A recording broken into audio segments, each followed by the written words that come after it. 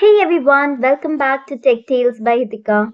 In today's session, we will be discussing the last SOP of this chapter, that is SOP 7. Out of all the SOPs that we have discussed so far, this is going to be one of the most important SOPs क्योंकि ये वाला SOP आने की practicals में chances बहुत ज़्यादा रहती है. So let us read the question and try and understand कि exactly हमें क्या करने के लिए बोला है. So SOP 7 says navigation on an image using client-side image mapping in web page using HTML5. This means that you have to create a client-side image map. Create a web page named as image map. तो आपका जो web page का नाम है वो होना चाहिए image map. ठीक है.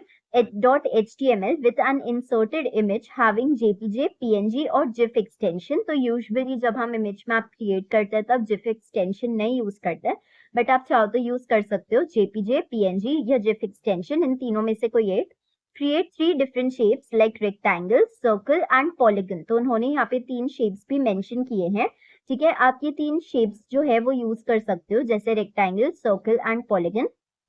And you have to make sure that these shapes do not overlap. Note the coordinates making use of MS Paint, Irfan View, Pinta, GIMP. Each shape should be mapped or navigated with a different URL. This is very important कि आपका हर एक जो भी hotspot है या हर एक जो भी shape है, it should be linked to a different URL. ठीक है, most probably आपसे कहा जाता है कि 2 URLs जो है वो किसी वेबसाइट पर navigate होने चाहिए which should be there on the world wide web, and एक जो रहना चाहिए that should be navigated to a local web page. ठीक है, ये आप कॉलेज फैकल्टी से कंफर्म कर सकते हो कि आपको 3 जो URL डालना है वो किस चीज के डालना है, एंड अकॉर्डिंगली आप URL स्पेसिफाई कर सकते हो. ठीक है, so let us begin writing this code. Okay, so let's get started with our code now. As you can see, I have already written all the basic HTML tags. Okay, मैंने जो भी head section है उसे declare कर दिया है, and मेरा जो title है SOP 7 वो भी यहाँ पे मैंने mention कर दिया है. उसके बाद मैंने body tag को open किया.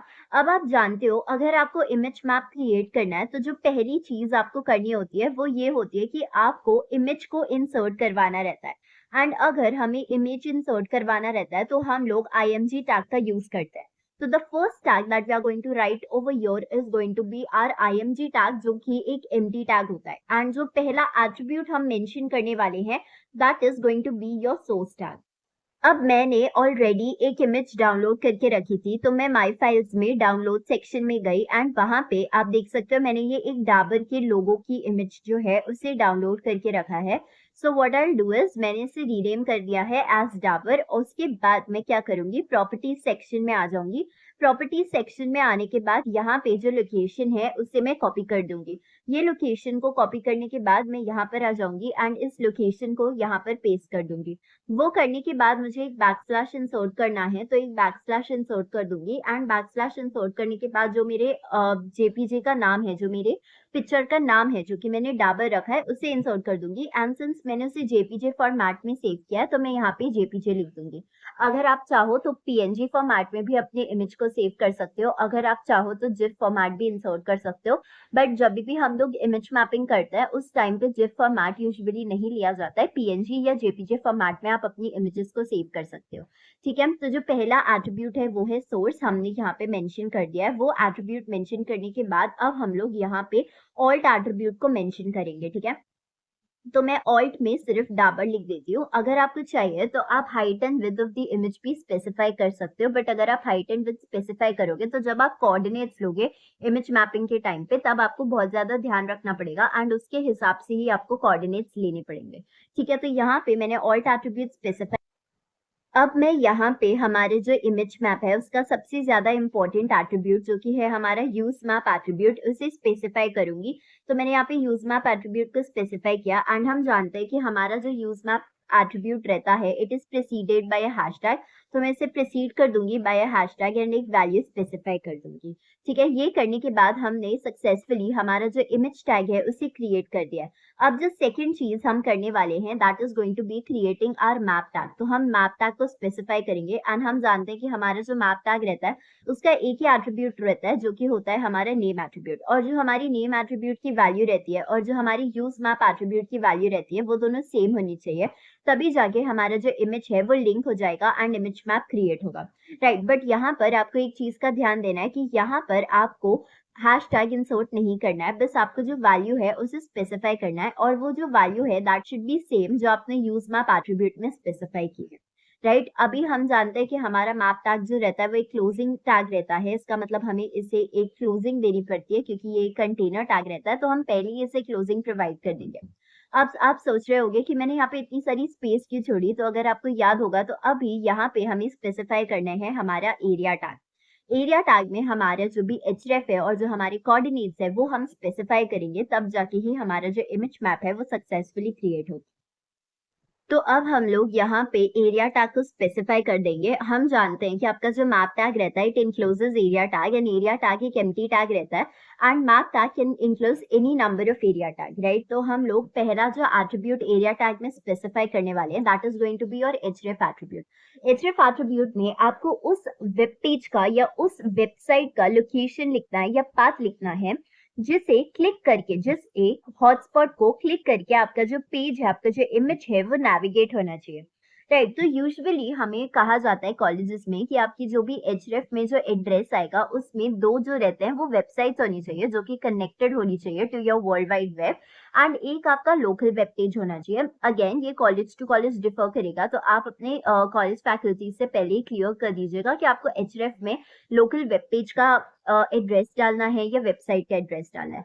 यहाँ पे मैं दो वेबसाइट्स का एड्रेस डालूंगी, एंड एक जो रहेगा वो मेरा HTML पेज रहेगा, any of random HTML document that I have created previously, उसका एड्रेस में डाल दूंगी। अगर आपसे कहा जा रहा है कि आपको HTML डॉक्यूमेंट एक इंसर्ट करना ही करना है, तो मेक इट वेरी सिंपल। आप क्या करोगे, बस बॉडी स्पेसिफाई करना एंड उसके बाद बैकग्राउंड कलर स्पेसिफाई करके आप कुछ टेक्स्ट लिख देना, जैसे thank you for visiting, this is a local web page, बस उतना सा टेक्स्ट नॉर्मली आप लिख देना and your work will be done, ठीक है। तो यहाँ पे पहले मैं हमारी एक वेबसाइट का जो एड्रेस है या लोकेशन है उसे स्पेसिफाई करूंगी। तो उसके लिए मैं ब्राउजर पे जाऊंगी एंड कोई भी रैंडम वेबसाइट का जो हमारा एड्रेस है या पाथ है उसे कॉपी कर लूंगी, ठीक है। जैसे आप यहाँ पे देख सकते हो https www.google.com।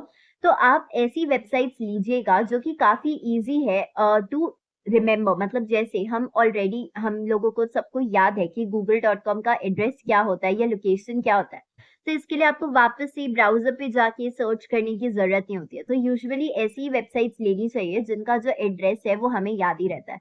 तो गूगल और विकीपीडिया का तो एड्रेस सबको याद ही रहता है, तो हम उसे यहाँ पे कॉपी कर देते हैं। तो यहाँ पे मैंने विकीपीडिया का एड्रेस स्पेसिफाई किया है। अब जो सेकेंड एट्रीब्यूट हम स्पेसिफाई करने वाले हैं that is going to be your shape attribute. यहाँ पे शेप एट्रीब्यूट में हम लोग रेक्टेंगल का रेक्ट स्पेसिफाई कर देंगे। उसके बाद जो थर्ड एंड मेन एट्रीब्यूट हमें यहाँ पे स्पेसिफाई करना है that is going to be coordinates. तो कोऑर्डिनेट्स के लिए हम लोग डबल इन्वर्टेड कॉमास डाल के रखेंगे, बट सारे जो भी हमारे एरिया टैग है उन्हें पहले मेंशन कर देंगे या स्पेसिफाई कर देंगे, एंड उसके बाद एक एक करके हम सारी शेप्स के कोऑर्डिनेट्स जो है वो इंसर्ट करते जाएंगे, ठीक है। तो वापस से मैं एक और एरिया टैग इंसर्ट कर दे रही हूँ। तो मैं बस क्या करूंगी, ये सेम ही चीज कॉपी पेस्ट कर दूंगी 2 टाइम, ठीक है, बिकॉज मुझे यहाँ पे क्या करना है, 3 शेप्स मैं यहाँ पे इंसर्ट कर रही हूँ, तो वो सेम चीजें मैं यहाँ पे 2 बार कॉपी पेस्ट कर दूंगी। बस यहाँ पे जो मेरा href है उसे मैं चेंज कर दूंगी, जैसे यहाँ पे विकीपीडिया के जगह पर अब मैं यहाँ पे गूगल डाल देती हूँ, ठीक है। एंड यहाँ पे जो मेरा शेप है उसे मैं रेक्ट के जगह पर क्या कर देती हूँ, सर्कल कर देती हूँ। यहाँ पे शेप जो है that is going to be now circle, ठीक है। ये करने के बाद यहाँ पे href में मुझे जो मेरा थर्ड पेज का जो एड्रेस लिखना है that has to be any random HTML document that I have created, ठीक है। तो यहाँ पे मैं आपको एक लोकल वेब पेज क्रिएट करके बता देती हूँ कि अगर आपको लोकल वेब पेज इंसर्ट करने के लिए बोल रहे हैं तो उस टाइम पे आपको बहुत ज्यादा सिंपल रखना है अपना कोड, कुछ भी कॉम्प्लिकेटेड नहीं करना है। तो हम क्या करेंगे, यहाँ पे मैं बस इसे कॉपी पेस्ट कर दूंगी। उसके बाद ये करने के बाद यहाँ पे मैं बैकग्राउंड कलर स्पेसिफाई कर देती हूँ।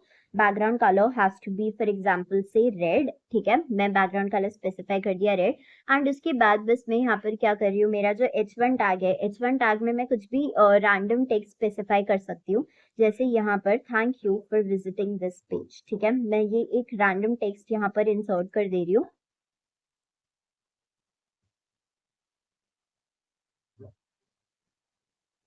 ठीक है, ये करने के बाद हम लोग हमारा जो h1 टैग है उसे क्लोज कर देंगे, एंड उसके बाद इसे सेव कर देंगे। बॉडी टैग और HTML टैग क्लोज करने के बाद इसे हम लोग सेव कर देंगे, and this has to be saved as HTML document itself, ठीक है। तो बस आपको अपना जो लोकल वेब पेज रहता है उसे इतना ज़्यादा सिंपल ही रखना पड़ता है, क्योंकि उसे ज़्यादा कॉम्प्लिकेटेड बनाओगे तो वो ज़्यादा टाइम कंज्यूमिंग हो जाएगा। ठीक है, तो बस मैं इसे एज लोकल सेव कर रही हूँ and I have saving it as all files, उसे सेव कर दिया। हम हमारे नॉर्मल कोड पे आ जाएंगे। नॉर्मल कोड पे आने के बाद यहाँ पे href में बस मैं यहाँ पे स्पेसिफाई कर दूंगी local.html। ठीक है, यहाँ पे बस I have to specify local.html। ठीक है, उसके बाद यहाँ पे जो हम हमारा शेप है उसे स्पेसिफाई कर देंगे and our shape is going to be poly. ठीक है, तो यहाँ पे मैंने शेप भी पॉली स्पेसिफाई कर दिया है। ठीक है, तो हमने हमारी जो एरिया टैग्स है वो सब सक्सेसफुली क्रिएट कर दिया है। अब हमें क्या करना है, अब हम लोगों को इमेज मैपिंग क्रिएट करनी है। यहाँ से शुरू होता है हमारा मेन एसओपी, बिकॉज ये सारी चीजें तो हमने जब थ्योरी डिस्कस की थी तभी भी डिस्कस किया था। अब यहाँ से शुरू होता है कि हमें एग्जैक्टली कोऑर्डिनेट्स कैसे एक्सट्रैक्ट करना है। अब कोऑर्डिनेट्स एक्सट्रैक्ट करना एक काफी ज्यादा सिंपल तो नहीं कहूंगी, बट इतना ज्यादा डिफिकल्ट प्रोसेस भी नहीं है। Once you have understood it और once you are practicing it well, आप अपने जो कोऑर्डिनेट्स है उन्हें काफी ज्यादा इजीली एक्सट्रैक्ट कर पाएंगे। एंड मैं बार बार रिपीट कर रही हूँ, इमेज मैपिंग जो है वो प्रैक्टिकल पॉइंट ऑफ व्यू से काफी ज्यादा इंपॉर्टेंट एसओपी है out of all the SOPs that we have discussed earlier. ठीक है, तो इस एसओपी को बिल्कुल भी छोड़ के मत जाइएगा। ठीक है, तो हम अभी देख लेते हैं कि हमें एग्जैक्टली कैसे कोऑर्डिनेट्स को एक्सट्रैक्ट करना है। अगर आपको इमेज मैपिंग में शेप्स के जो कोऑर्डिनेट्स है उन्हें एक्सट्रैक्ट करना है तो हम लोगों को एक एप्लीकेशन पे आ जाना पड़ता है जिसका नाम है MS Paint. I am very sure कि आप सब लोग जानते होंगे कि MS पेंट एग्जैक्टली क्या होता है। तो बस आपको MS पेंट को खोल लेना है। अब कैसे कोऑर्डिनेट्स एक्सट्रैक्ट करना है वो डिटेल में मैं आपको समझाने वाली हूँ। ठीक है, this part is going to be very crucial. अगर आपको एक बार समझ में आ गया तो आप इजीली कोऑर्डिनेट्स एक्सट्रैक्ट कर पाओगे। अगर आपको नहीं समझ में आया तो आप गलत कोऑर्डिनेट्स लिखोगे and then you will complain कि आपका जो इमेज मैप है वो वर्क नहीं कर रहा है। इसलिए आई रिक्वेस्ट कि आप लोग सब लोग बहुत ज्यादा अटेंशन दे और केयरफुली सुने to what I am saying.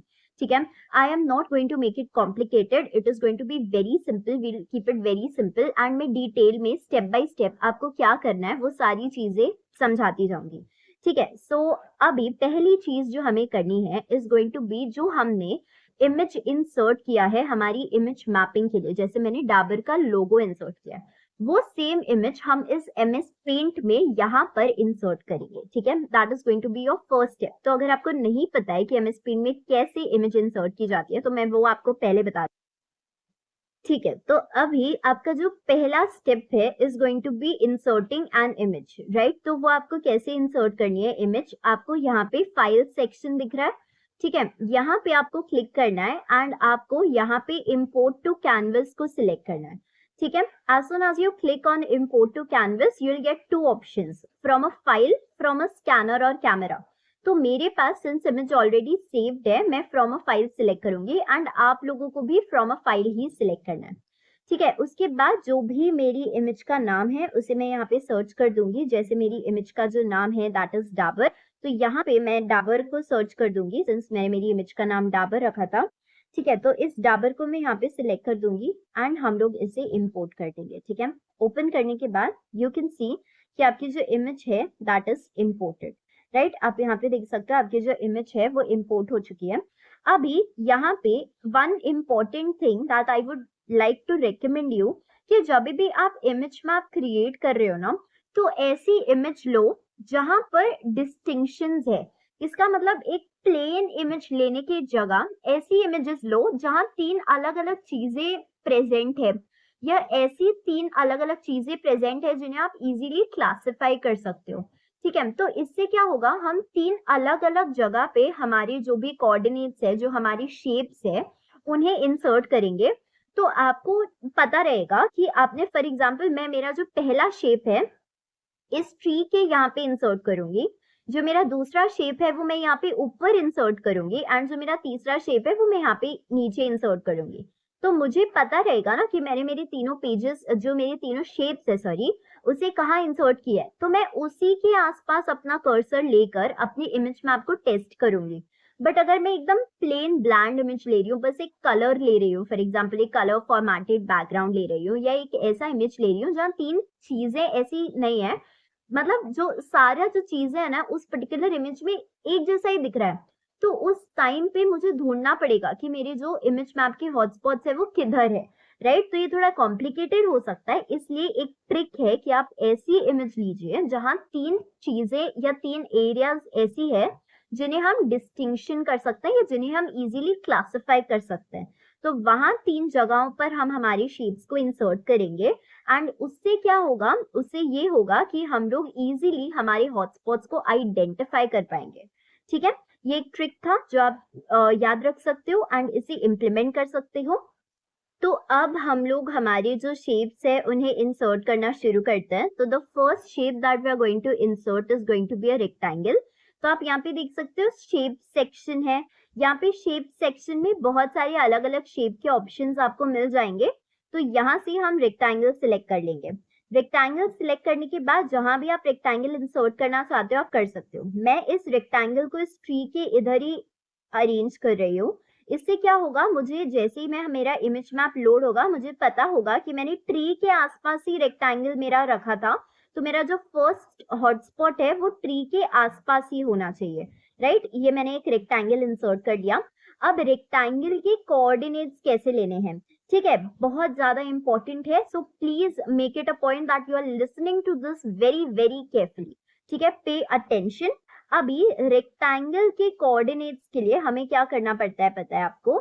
यहाँ पे आप देख सकते हो 4 कॉर्नर्स है। राइट, रेक्टेंगल के 4 कॉर्नर्स होते हैं। फर्स्ट कॉर्नर हमारा ये है। ठीक है, मैं आपको ब्रश से हाईलाइट करके बता देती हूँ। आप यहाँ पे देख सकते हो फर्स्ट कॉर्नर हमारा ये है। राइट, उसके बाद ये हमारा सेकेंड कॉर्नर है, ये हमारा थर्ड कॉर्नर है। ठीक है, एंड ये जो है हमारा यहाँ पे ये हमारा फोर्थ कॉर्नर है। आई होप आपको अच्छी तरह से विजिबल होगा। एक और बार बता देती हूँ, ये देखो ये हमारा फर्स्ट कॉर्नर है, ये हमारा सेकेंड कॉर्नर है, ये हमारा थर्ड कॉर्नर है एंड ये हमारा फोर्थ कॉर्नर है। राइट, तो हमारे जो रेक्टेंगल होता है उस शेप के 4 कॉर्नर्स रहते हैं।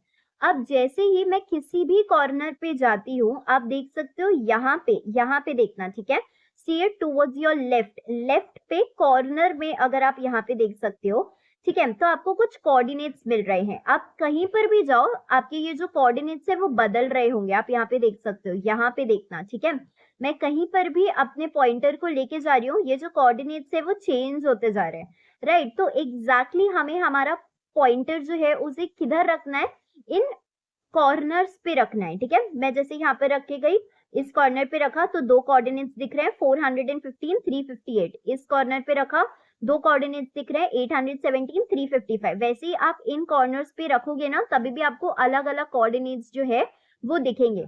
ठीक है, तो हमें रेक्टेंगल के जो कोऑर्डिनेट्स है वो इन 4 कॉर्नर्स में से लेने हैं।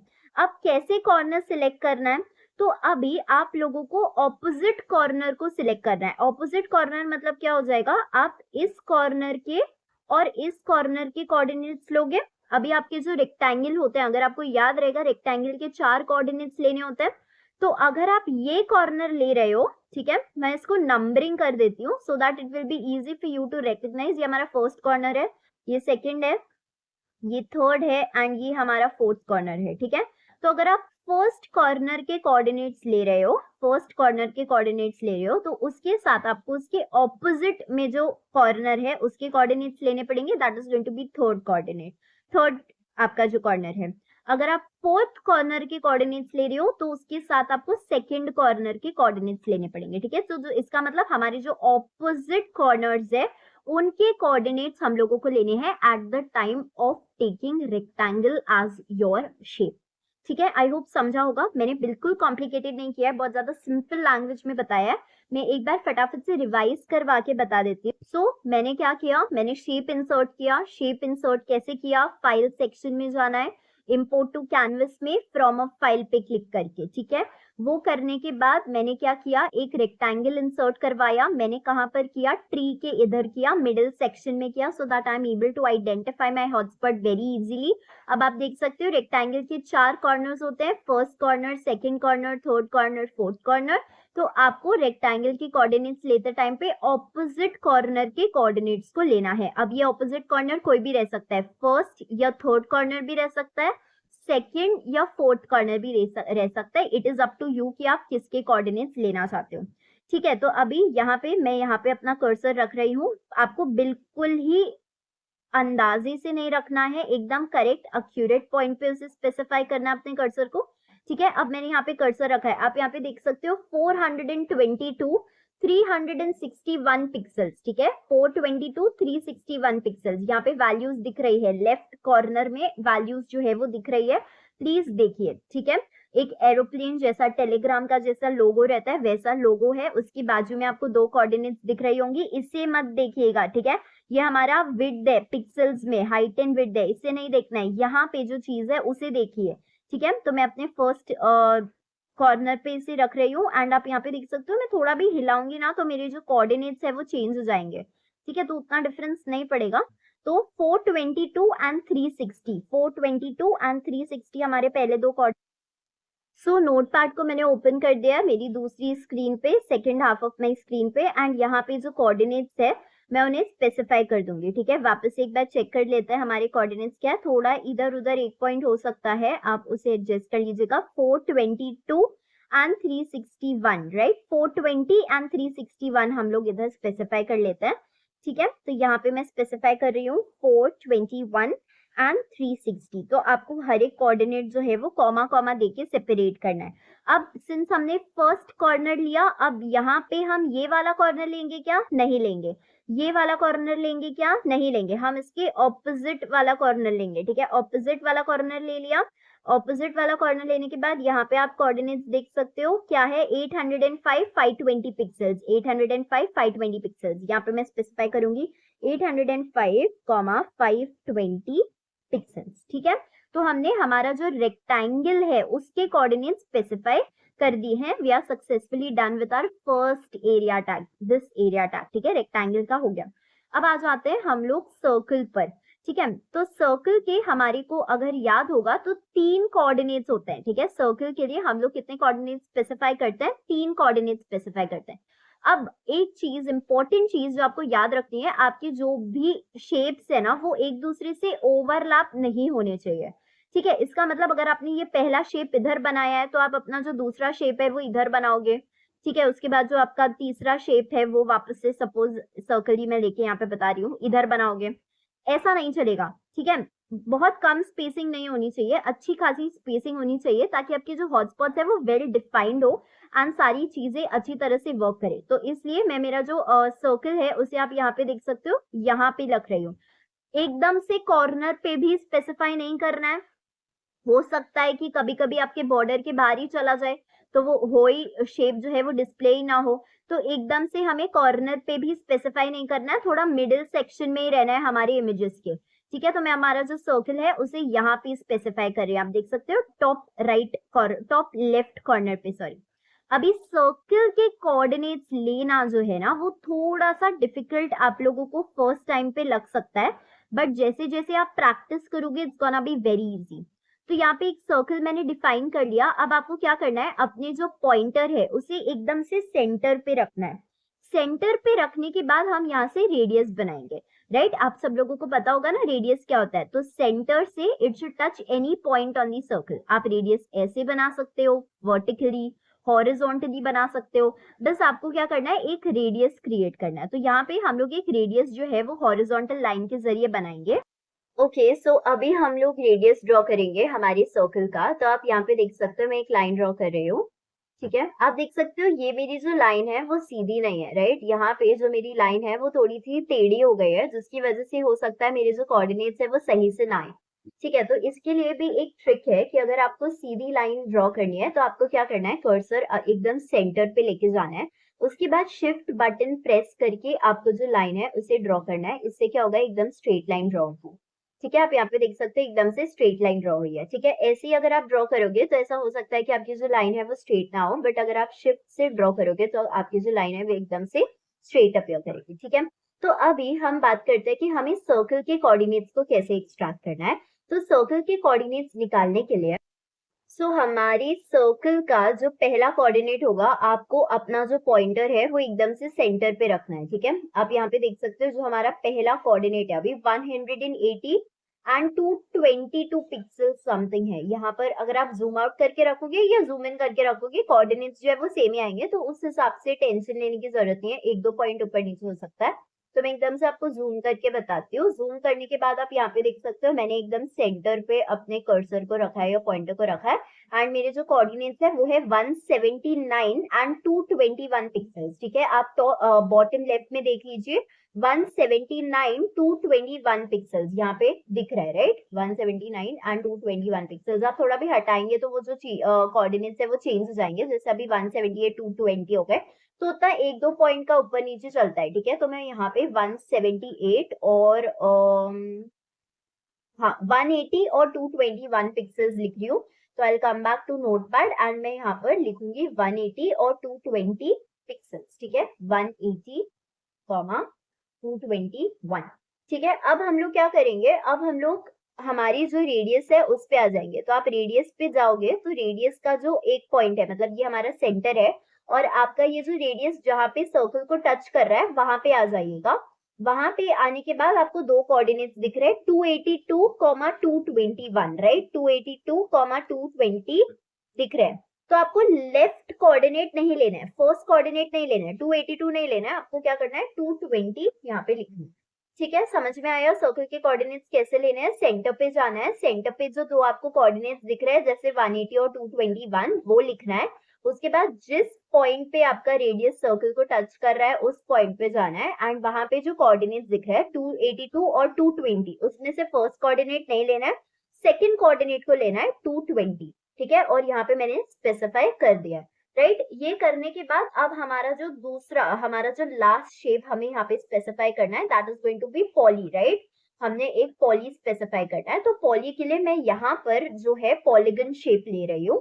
ठीक है, सो पॉली शेप के लिए यहाँ पे आप देख सकते हो मैंने एक पेंटागन इंसर्ट किया है। तो हम जानते हैं कि पेंटागन के 5 कॉर्नर्स रहते हैं, ये 5 साइड्स रहता है। तो ये हमारा जो है ये हमारा फर्स्ट कॉर्नर है, ये हमारा सेकेंड कॉर्नर हो गया, ये हो गया हमारा थर्ड कॉर्नर, ये हो गया हमारा फोर्थ कॉर्नर, एंड ये हो गया हमारा फिफ्थ कॉर्नर, राइट। ये हमारे 5 कॉर्नर है हमारे पेंटागन शेप के।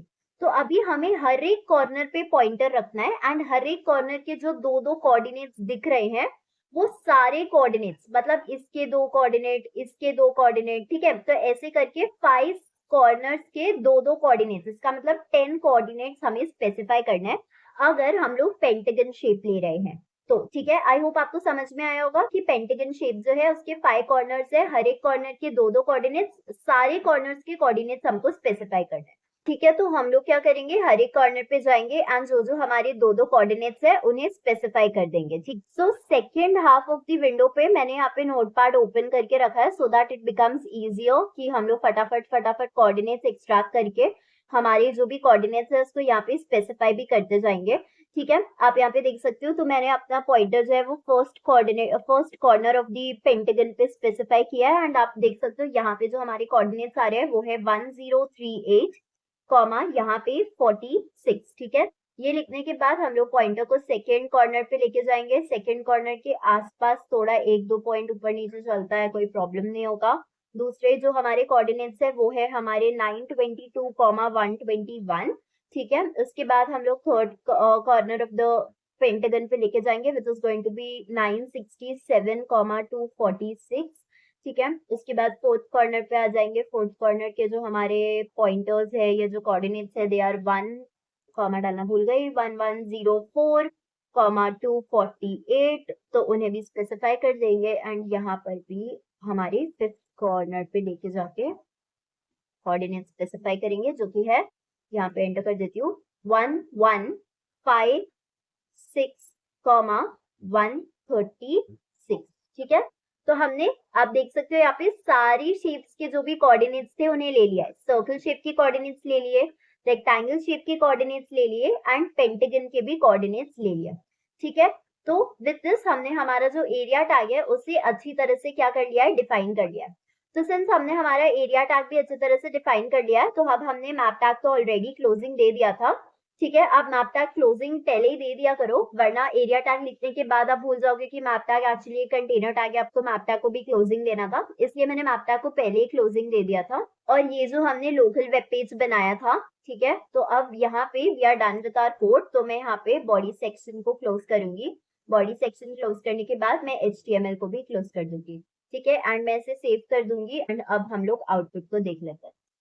सो यहाँ पे आप देख सकते हो दिस इज आवर आउटपुट। तो सिंस हम लोगों ने ऐसी जगह चुनी थी जहाँ जो हमारे हॉटस्पॉट्स है वो इजीली आइडेंटिफाइबल है, तो पहला हॉटस्पॉट तो हम जानते ही हैं, हमने ट्री के आसपास एक रेक्टेंगल बनाया था and that rectangle should navigate to Wikipedia. तो हम ट्री के आसपास हमारा जो कर्सर है वो लाके देखते हैं और देखते हैं हमारा जो हॉटस्पॉट है वो क्रिएट हुआ है क्या। आप देख सकते हो यहाँ पे ट्री के आसपास हमारा एक हॉटस्पॉट क्रिएट हुआ है। आप देख सकते हो जैसे ही मैं यहाँ पे ट्री पे अपना कर्सर लेके जा रही हूँ, it is getting changed into a hand sign which shows that hyperlink हो चुका है, हमारा इमेज मैप क्रिएट हुआ है। और आप नीचे एड्रेस भी देख सकते हो, इट इज ऑफ विकिपीडिया। तो जैसे ही मैं इसे क्लिक करूंगी मेरे हॉटस्पॉट को, I will be navigated to Wikipedia, right. आप देख सकते हो I have been navigated to Wikipedia. This shows कि हमारा जो फर्स्ट हॉटस्पॉट है, हमारा रेक्टेंगल वाला हॉटस्पॉट, वो एकदम क्लियरली या करेक्टली वर्क कर रहा है। उसके बाद हम हमारे सेकेंड हॉटस्पॉट पे आ जाते हैं। हमने हमारा जो सेकेंड हॉटस्पॉट है वो कहीं यहाँ पर बनाया था, ठीक है। तो मैं अपना कर्सर लेके जाती हूँ and let's see if it is getting changed into a hand shape symbol or not। तो आप यहाँ पे देख सकते हो, yes, यहाँ पे मैंने एक सर्कल बनाया था which should navigate to google.com। तो यहाँ पे आप देख सकते हो जैसे ही मैं यहाँ पे लेकर जा रही हूँ अपना cursor, it is getting changed into a hand symbol and I'll be navigated to google.com, right। so this means our circle वाला hotspot is also working very well। अभी यहाँ कहीं पे मैंने क्या बनाया था, यहाँ कहीं पे मैंने एक पेंटागन इंसर्ट किया था and that will navigate me to a local web page, right. तो मैं इसे यहाँ पर देख सकते हो, यहाँ पे जैसे ही मैं कर्सर लेकर आई, it got changed into a hand symbol। As soon as I click on this particular hotspot, I'll be navigated to my local web page। Okay, file not found, let me just read it। Okay, so आप यहाँ पे देख सकते हो मैंने HTML लिखा था, यहाँ पे HTML लिखना भूल गई थी।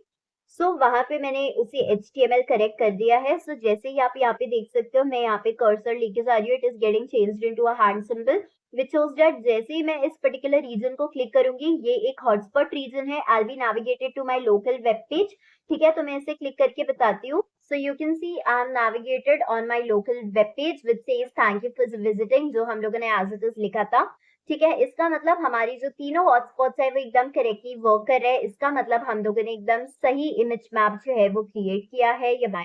सो with this we are very clear कि हम लोगों ने जो भी कोड लिखा है वो एकदम सही है, ठीक है, और हमारा जो सारी चीजें हैं वो एकदम करेक्टली वर्क कर रही है। तो with this we are also done with our 7th and the last SOP of advanced web designing chapter। I hope आपको ये वाला SOP अच्छी तरह से समझा होगा। ये SOP बहुत ज्यादा important है from your practical point of view, so make it a point कि आप इसे अच्छी तरह से समझ के जाते हैं। and मैंने sample code और sample output का PDF description box में दे दिया है, प्लीज आप उसे रेफर कर सकते हैं। and in case of any queries please do let me know in the comment section।